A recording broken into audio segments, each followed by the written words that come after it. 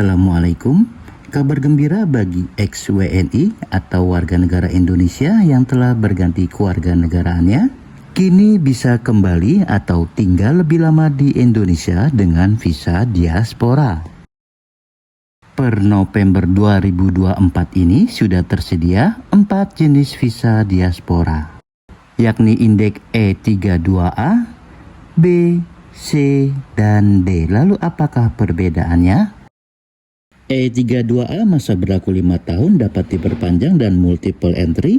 Selain melampirkan dokumen yang membuktikan bahwa orang asing tersebut pernah menjadi WNI, sahabat juga diwajibkan menjaminkan aset berupa investasi di Indonesia sebesar 35.000 US dollar. E32B diperuntukkan keturunan WNI, masa berlaku 5 tahun. Selain dokumen yang membuktikan bahwa orang asing tersebut merupakan keturunan dari WNI, sahabat juga diwajibkan investasi sebesar 50.000 US dollar.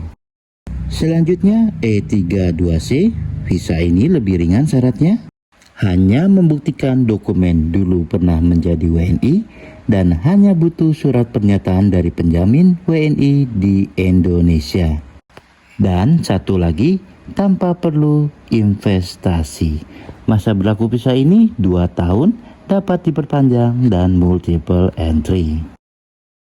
Selanjutnya adalah E32D, masa berlaku 1 tahun. Syaratnya melampirkan dokumen WNI dan investasi sebesar 15.000 US dollar. Di antara 4 visa diaspora tersebut, indeks E32C adalah visa yang paling ringan syaratnya. Sahabat tidak perlu jaminan aset atau investasi, tapi hanya perlu surat pernyataan komitmen dari WNI di Indonesia. Saat ini saya memegang visa terringan syaratnya, yaitu E32C, masa berlaku 2 tahun, dapat diperpanjang dan multiple entry. Visa ini diajukan melalui akun guarantor atau penjamin WNI tanpa harus investasi. Dan syarat utama diantaranya melampirkan laporan bank pribadi 3 bulan terakhir senilai minimal 2.000 US dollar. Yang kedua, surat bukti jaminan dari penjamin WNI.